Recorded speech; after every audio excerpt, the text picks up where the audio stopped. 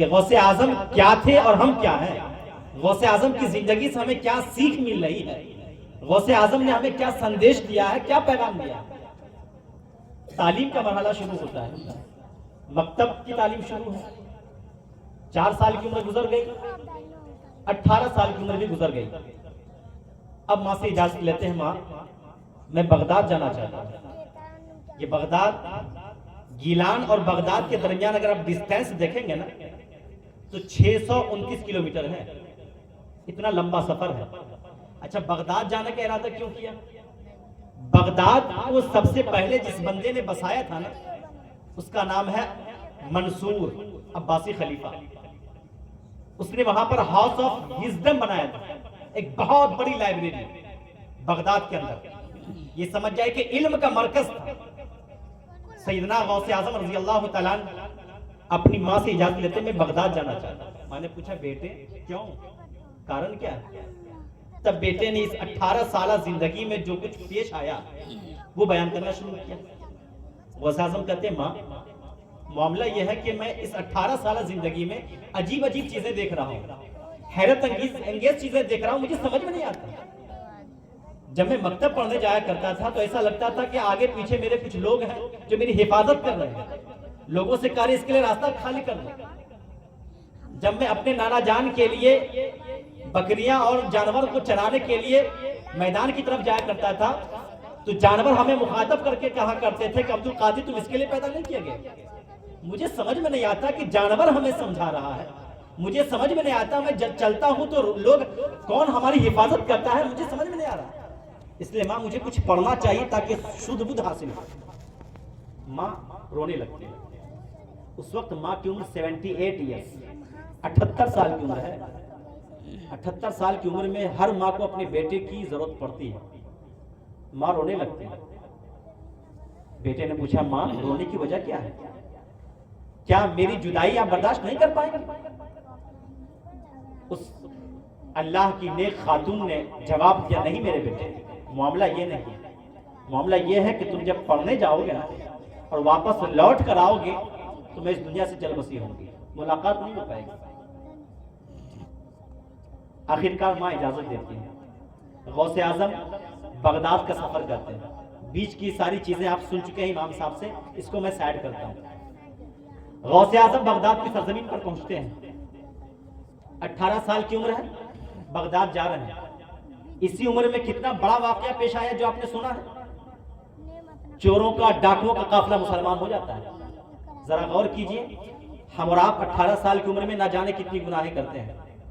18 سال کی جو عمر ہوتی ہے نا، وہ اس عمر میں شیطان زیادہ انسان کو بھٹکاتا ہے، گناہوں کی طرف، زنا کی طرف، جھوٹ کی طرف، غیبت کی طرف، برائیوں کی طرف۔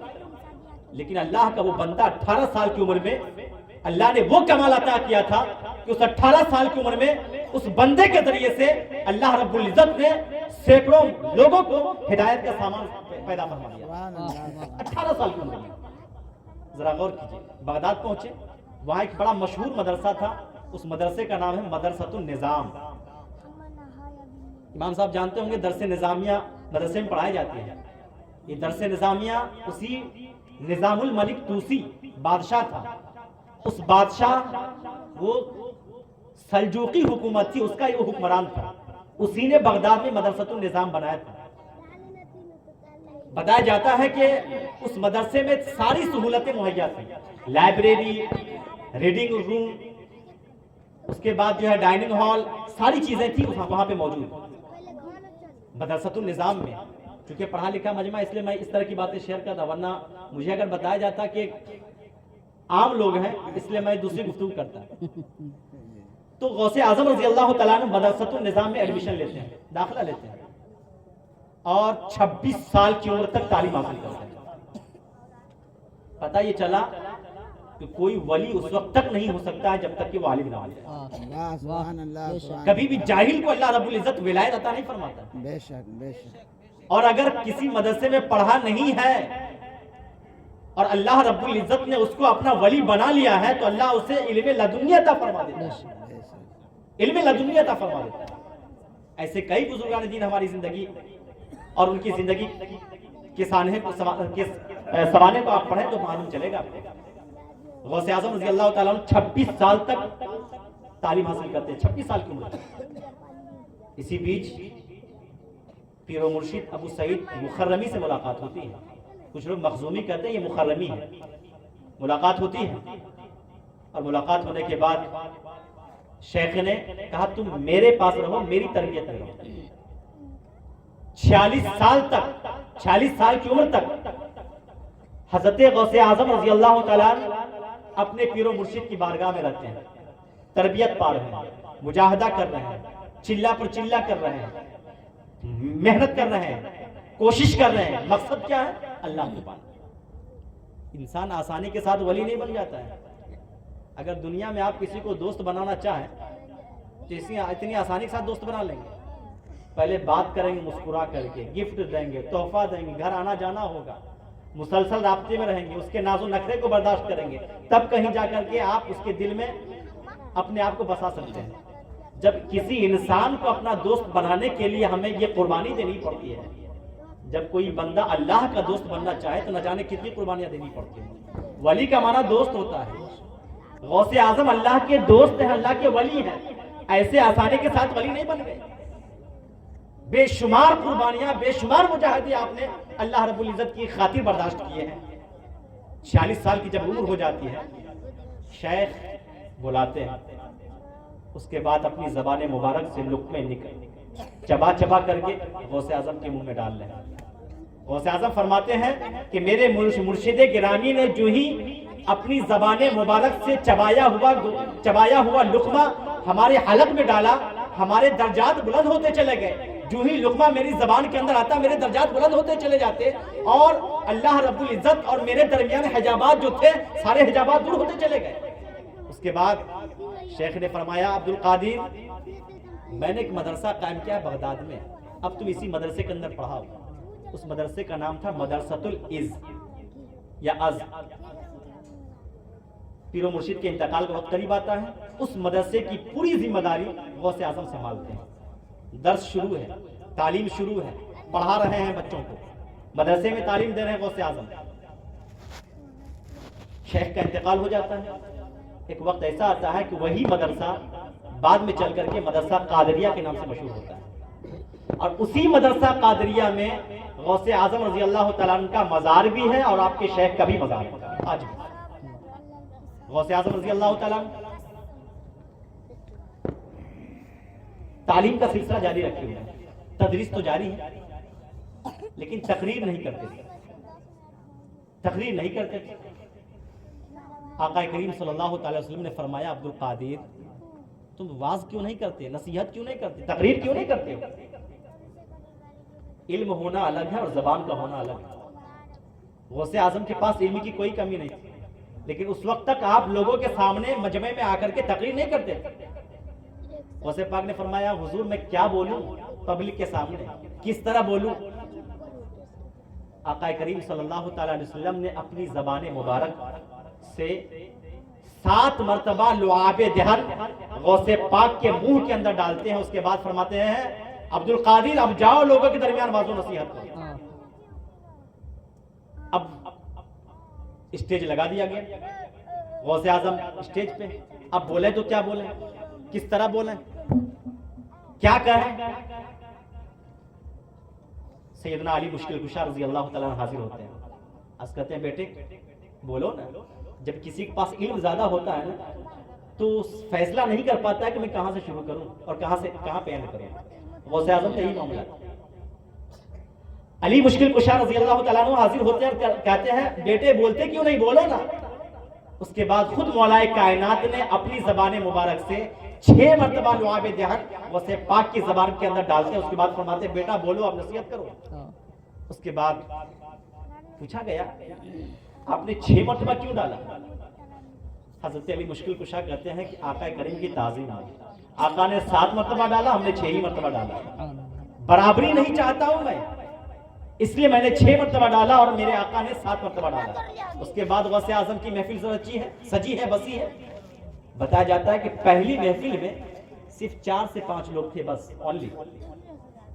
اس کے بعد مجمع اتنا زیادہ ہونے لگا کہ گاؤں کے اندر آپ کی محفل لگتی تھی، ایک وقت ایسا آیا کہ گاؤں سے باہر بالکل آبادی میں جا کر کے غوث پاک کی محفل لگنے لگی، اور بتایا جاتا ہے کہ ہزاروں کا مجمع غوث پاک کی محفل میں آتا، اور پہلے مجمع کے اندر جو بندہ غوث پاک کی باتوں کو صحیح ڈھنگ سے سمجھتا تھا، بیان نہیں وہی بات مجمع کے آخر میں بیٹھنے والا انسان بھی سمجھ لیا کرتا ہے۔ غوث پاک کی کرامت تو نہیں ہے تو اور کیا ہے؟ آج ہم لاؤڈ اسپیکر کے ذریعے سے آپ تک ہماری بات پہنچا رہے ہیں نا، لاؤڈ اسپیکر ہٹا دوں، شاید اسکول سے پیچھے بیٹھنے والا بندہ سمجھ لے ہماری بات کو، لیکن غوث پاک کی بات کی محفل کے بارے میں آتا ہے کہ ہزاروں کا مجمع ہوتا، لیکن آخری مجمع میں آخری صف میں بیٹھنے والا انسان اسی طرح سے باتوں کو سمجھتا تھا جس طرح سے پہلی صف میں بیٹھنے والا انسان سمجھ لیا کرتا ہے۔ یہ سب سے بڑی کرامت، لاؤڈ اسپیکر نہیں تھی اس زمانے میں۔ غوث اعظم کی نصیحتوں کا سلسلہ جاری ہے۔ اچھا، ہفتے میں صرف 3 دن نصیحت کرتے تھے، کیوں؟ اچھا، جمعہ، اتوار اور منگل، 3 دن۔ وجہ کیا ہے کہ کسی انسان کو جب کنٹینیو کوئی چیز دے نا تو اس کی اہمیت ختم ہو جاتی ہے۔ حدیث میں آیا زر غبا وزد حبا، وقفے کے بعد ملاقات کیا کرو تاکہ محبت میں اضافہ ہو۔ اچھا، کسی سے آپ کنٹینیو ملتے ہیں تو محبت رہتی ہے، بے تکلفی آ جاتی ہے۔ اس لیے وقفے میں ملاقات کرنا چاہیے، کچھ دنوں کے بعد ملاقات کرنا چاہیے تاکہ محبت باقی رہے۔ غوث پاک رضی اللہ تعالیٰ ہفتے کے 7 دن تقریر نہیں کیا کرتے تھے، نصیحتیں نہیں کیا کرتے، صرف 3 دن کا اپنے انتخاب کیا۔ اور اس مجمع کے بارے میں آتا ہے کہ کوئی محفل ایسی نہیں جاتی تھی جس محفل میں کوئی عیسائی، کوئی پادری آپ کے ہاتھوں پر مشرف اسلام نہ ہوا۔ ہر محفل میں کوئی نہ کوئی مسلمان ہوتا تھا۔ اور گفتگو کا یہ اثر کہ جو مسلمان ہوتے تھے نا، آپ کی باتوں کا اتنا اثر ان کے دلوں پہ پڑتا تھا کہ خدا کی یاد میں غافل ہو کر کے اپنے کپڑے تک پھاڑ لیا کرتے تھے کہ نہ جانے آخرت میں ہمارا کیا انجام ہونے والا ہے۔ آپ کی گفتگو کا یہ اثر ہے۔ آج ہم لوگ بھی بیان کرتے ہیں، وجہ کیا ہے؟ ہماری باتوں پہ وہ اثر نہیں۔ غوث پاک کی طرف بن کر کے دکھائیں، یقیناً مجمع کا ہر شخص اللہ رب العزت سے تعلق کو مضبوط کر لے گا۔ وہ کوالٹی، وہ خوبی وائس کے اندر بھی ہونا چاہیے، ناصح کے اندر بھی ہونا چاہیے، خطیب کے اندر بھی ہونا چاہیے، تبھی پبلک پر اس کا امپیکٹ پڑتا ہے، تبھی اس کا اثر پڑتا ہے۔ غوث اعظم رضی اللہ تعالیٰ کی محفل میں بیٹھنے والا ہر شخص اس کی آنکھوں سے آنسو جاری ہوا کرتا تھا آپ کی باتوں کو سن کر۔ سیدنا غوث اعظم رضی اللہ تعالیٰ نے کافی مجاہدات کی، یہاں تک کہ شیطان آپ سے حسد کرنے لگا۔ شیطان کا جو سردار ہوں اس کا نام ابلیس، وہ ڈائریکٹ کسی کو بھٹکانے کے لیے نہیں آتا ہے، اپنے چیلوں کو بھیجتا ہے۔ لیکن غوث پاک کی عبادتوں، ریاضتوں اور مجاہدوں کو دیکھ کر کے اس بندے نے سوچا کہ ہمارے چیلوں سے کام نہیں چلے گا، مجھے خود جانا پڑے گا اس کو بھٹکانے کے لیے۔ ابلیس خود آیا بھٹکانے، اور تنگ آ کر کے ایک موقع پر اس نے تھپڑ مارنے کی کوشش کی سیدنا غوث پاک نے، لیکن وہ شمع کیا بجھے جس سے روشن خدا کرے، وہ شمع کیا بجھے جس سے روشن خدا کرے۔ جو ہی ابلیس نے ہاتھ اٹھایا ہے نا، فرشتوں کا ایک جھنڈ آیا اور اس قدر اس کے جسم پر وار کیا گیا، وہ بندہ زمین کے نیچے اندر دھستا چلا گیا۔ غوث اعظم رضی اللہ تعالیٰ پر ڈائریکٹ اٹیک کرنے والا ابلیس لائی۔ جب اس سے بھی نہیں بن پڑا نا، تو عام طور پہ ہم لوگ کہتے ہیں نا اوپر والا جانے، اوپر والا جانے، حالانکہ نہیں کہنا چاہیے۔ اللہ اوپر نہیں ہے، اللہ ہر جگہ، کسی مکان میں خاص نہیں کر سکتا، لیکن چونکہ ایک سماج کا ایک کانسیپٹ ہے نا اوپر والا جانا۔ اب وہ شیطان نے کیا کیا کہ بادل کے اندر گھس گیا، اوپر سے اب آواز دے رہا ہے اور کہا عبد القادر میں تمہاری تمام نمازوں کو قبول کر لیا، اب تمہیں نماز پڑھنے کی کوئی ضرورت نہیں۔ کس طرح بھٹکا رہا ہے، اوپر سے آواز دے رہا ہے۔ عبد القادر جیلانی رضی اللہ تعالیٰ عنہ سوچتے ہیں یار کہ جب ہم سب کے پیغمبر جناب محمد رسول اللہ صلی اللہ علیہ وسلم ان پر نماز معاف نہیں ہوئی، تو عبد القادر تم کون ہو کہ جس پر نماز معاف ہو جائے؟ سمجھ جاتے ہیں یہ شیطانی حربہ ہے۔ اب ذرا غور کیجئے، یہاں پر ہم 11ویں منا رہے ہیں نا، غوث پاک کا تذکرہ کر رہے ہیں نا، شیطان بھٹکا رہا ہے کہ نماز مت پڑھو، شیطان کہہ رہا ہے کہ اب تمہیں عبادت کرنے کی کوئی ضرورت نہیں ہے، پھر بھی ڈٹے ہوئے ہیں رب کی بارگاہ میں۔ غوث پاک کا سندیش یہ ہے کہ شیطان تمہیں لاکھ بھٹکائے اللہ کی بندگی سے، لیکن تمہیں شیطان کے جال میں نہ پھنس کر کے رب کی بارگاہ میں تمہیں سرو سجود ہونا چاہیے. یہ آپ کا پیغام ہے, یہ آپ کا سندیش ہے. سیدنا غوث اعظم رضی اللہ تعالیٰ عنہ کہ جب عمر 52 سال کی ہو جاتی ہے, 52 ایئرس, تب شادی کرتے ہیں. 52 سال کی عمر, یہ پوری زندگی جو گزری ہے اس سے پہلے کی, کیا دنیا کمانے کے لیے؟ اولاد نہیں تو دنیا کس کام کے لیے؟ ماں باپ کا تو انتقال ہو گیا تھا جب آپ کی عمر 11 سال کی تھی. 11 سال میں آپ یتیم ہو گئے تھے. ماں تو موجود تھی گیلان کے اندر, آپ تھے بغداد میں 600 میل دور, 600 کلومیٹر دور. کمانے کے لیے نہیں آپ, بلکہ صرف جو 52 سال کی عمر گزری ہے نا, اللہ کو راضی کرنے کے لیے, اللہ کو خوش کرنے کے لیے. ذرا ہم لوگ اپنے ٹھنڈے دماغ سے سوچیں اور غور کریں, دل پہ ہاتھ رکھ کر کے.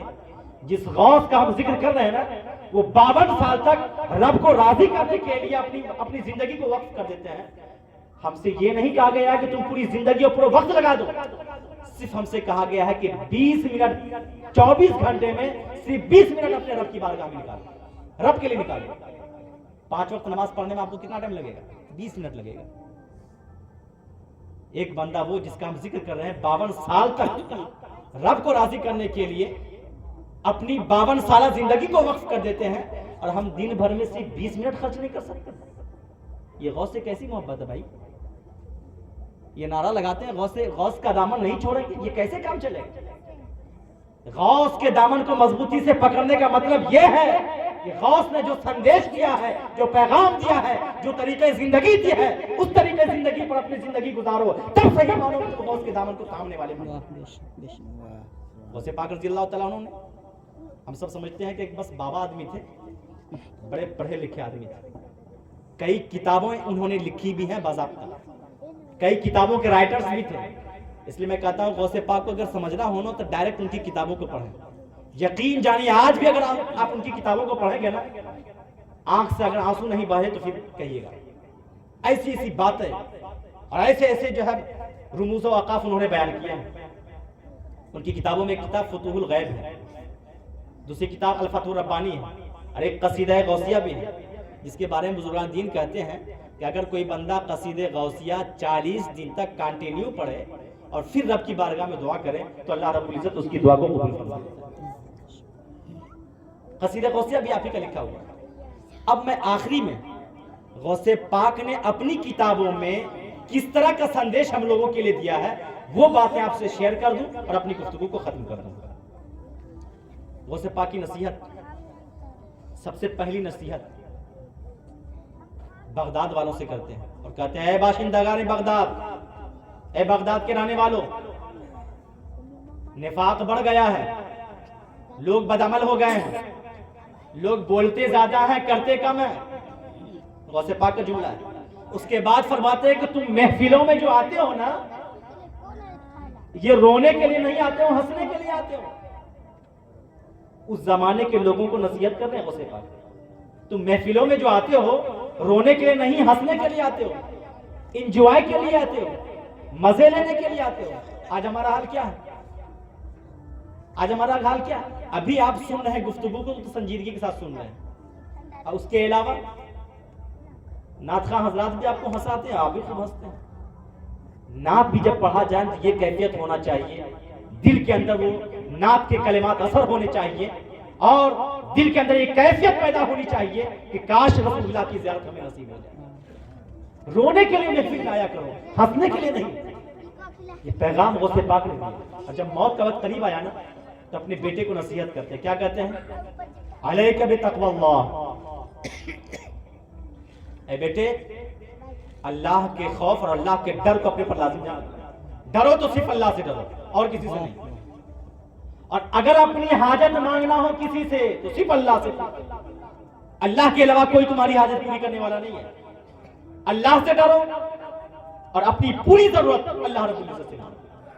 اس کے بعد فرماتے ہیں وَلَا تَعْتَمِدْ عَلَيْهِ, اور کسی پر بھروسہ نہ کرو, اللہ پر بھروسہ کرو.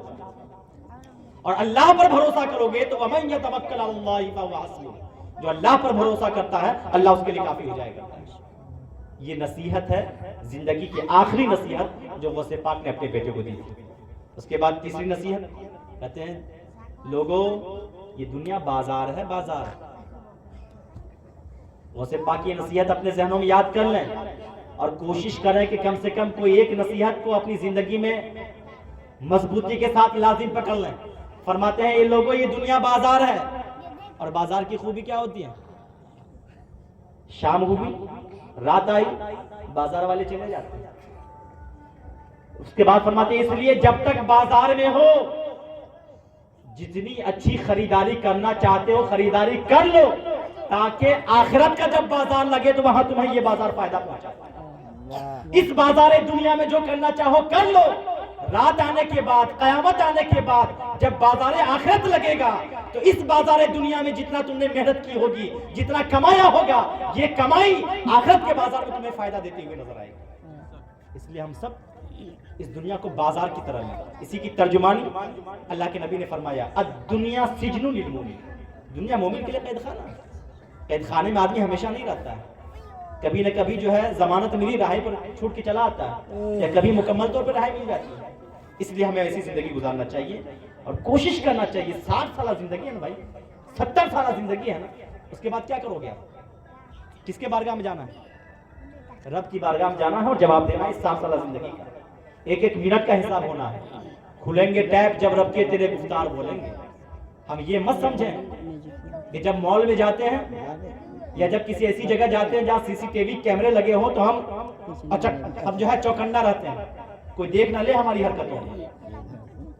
رب کا CCTV کیمرہ پوری دنیا میں لگا ہوا ہے. آپ کمرے کے اندر ہیں آپ ٹوائلٹ میں ہیں آپ جو ہے بستروں پر سو رہے ہیں جہاں بھی ہیں آپ کی ہر ایک کرتوت کو اللہ رب العزت دیکھ رہا ہے. ان اللہ کان علیکم رقیبا. اللہ تمہارا نگہبان ہے. اللہ تمہارے ہر ایک فعل کو دیکھ رہا ہے کہ تم کیا کر رہے ہو. اس لیے میرے بھائیوں اپنی زندگی میں بدلاؤ لاؤ زندگی میں تبدیلی لاؤ. یہ 60 سالہ 70 سالہ زندگی ہے نا اس زندگی میں کم سے کم 20 منٹ اپنے رب کے لیے نکال دیا کرو. 20 منٹ ہر روز رب کے لیے نکال دیا کرو.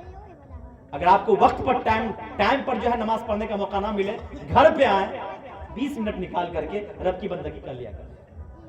یہ کوشش کیا کریں. یہ آج کے محفل کا یہ پیغام ہے. اس کے بعد ایک نصیحت اور سن لیں. اس کے بعد فرماتے ہیں کہ دیکھو یہ سب کچھ فنا ہو جائے گا. وہ سے پاکی نصیحت سب کچھ فنا ہو جائے گا اور وہی چیز کام آئے گی جو تم یہاں پہ کر کے گزرو گے. وہی اعمال کام آئیں گے جو تم یہاں پر کرو گے. اس لیے قیامت قائم ہوگی کوئی بھوکا کھڑا ہوگا کوئی پیاسا ہوگا کوئی ننگا ہوگا کوئی پریشان ہوگا کوئی دکھ کا مارا ہوگا. ویسے پاک فرماتے ہیں کہ جب حشر کا میدان ہوگا کچھ لوگ بھوکے ہوں گے پیاسے ہوں گے پریشان ہوں گے لیکن قیامت کے دن اسی بھوکے کو کھانا کھلایا جائے گا جس نے دنیا میں کسی بھوکے کو کھانا کھلایا ہوگا.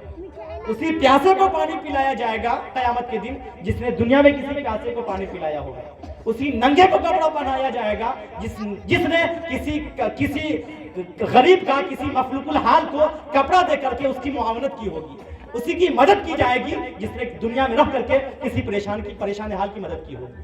اس لیے میرے بھائیوں غوث پاک کی یہ نصیحت بھی ہمارے ذہن و دماغ کے اندر آنا چاہیے کہ جہاں تک ہو سکے ہم اپنی ذات کے ذریعے سے لوگوں کو فائدہ پہنچائیں. نبی فرماتے ہیں خیر الناس من ينفع الناس. لوگوں میں سب سے بہترین انسان وہ ہے جو اپنی ذات سے تمام لوگوں کو فائدہ پہنچائے. سب سے بہترین انسان وہ ہے. اور آخری نصیحت آپ فرماتے ہیں کہ جب تم سے کوئی مانگے نا تو اسے منع مت کرو. اے بچے تھوڑا سا بس تھوڑا اور برداشت کرو. جب تم سے کوئی مانگے نا تو اسے منع مت کرو. اس لیے کہ اگر جب تم منع کرو گے نا تو اللہ رب العزت بھی تمہاری دعا کو قبول نہیں فرمائے گا. کیوں؟ حدیث پاک میں آیا ہے کہ مانگنے والا اللہ کا تحفہ بن کر کے آتا ہے. اللہ کا تحفہ بن کر کے آتا ہے. اگر آپ مانگنے والے کو دے دیتے ہیں گویا کہ آپ نے اللہ کے تحفے کو ایکسپٹ کر لیا. اگر آپ نے مانگنے والے کو نہیں دیا تو گویا آپ نے اللہ کے تحفے کو ریجیکٹ کر دیا. جب آپ نے اللہ کے تحفے کو ریجیکٹ کر لیا تو اللہ رب العزت آپ کی دعا کو بھی ریجیکٹ کر دے گا, قبول نہیں فرمائے گا. ایسے موقع پہ ایک بڑی پیاری بات مجھے یاد آ رہی ہے. ایک موقع پر ایک شخص نے میرے مرشد سے پوچھا کہ حضور ہماری دعا قبول کیوں نہیں ہوتی؟ تو آپ نے فرمایا تم نے کیسے سوچ لیا کہ تمہاری دعا قبول نہیں ہوتی؟ جب اللہ رب العزت ہم جیسے کمزور انسان سے کہتا ہے وَأَمَّا السَّائِلَ فَلَا تَنْهَرْ، تمہارے پاس کوئی مانگنے والا آ جائے نا تو اسے جھڑکنا نہیں، خالی مت لوٹا۔ جب اللہ ہم جیسے کمزور بندے سے کہہ رہا ہے کوئی مانگنے والا آ جائے تو اسے جھڑکنا نہیں، تو جو رب العالمین ہے جس کے خزانے قدرت میں کسی چیز کی کمی نہیں، جب اس کی بارگاہ میں کوئی مانگتا چلا جائے تو ایسا کیسے ہو سکتا ہے کہ اللہ رب العزت اس منگتے کی دعا کو قبول نہ فرمائے اور رد کر دے؟ ایسا ہو ہی نہیں سکتا۔ اس کے بعد فرماتے ہیں ایسا ہو سکتا ہے کہ تم نے دنیا میں کوئی دعا کی اور وہ دعا تمہاری دنیا میں قبول نہ ہوگی، تو یہ مت سمجھنا کہ وہ دعا یوں ہی آئے گا چلی گئی، خراب چلی گئی، مت سمجھنا۔ حدیث میں آیا ہے کہ جب قیامت کا دن ہوگا، نفسی نفسی کا عالم ہوگا، لوگوں کی نیکیاں تولی جائیں گی، تو ایسے موقع پر اللہ رب العزت ہماری ان دعاؤں کا صدقہ جو دنیا میں قبول نہیں ہوئی تھی ہماری جھولی میں ڈال دے گا اور ہماری مغفرت ہو جائے گی،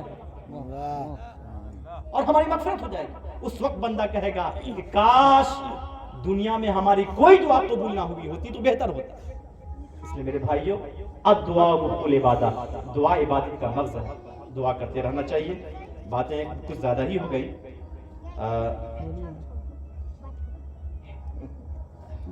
معذرت چاہتا ہوں، کچھ باتیں اور ہیں اس کو بھی کلیئر کر دوں پھر گفتگو ختم کر دوں گا۔ حضرت شیخ عبد القادر جیلانی رضی اللہ تعالیٰ دنیا کے سلسلے میں کرتے ہیں،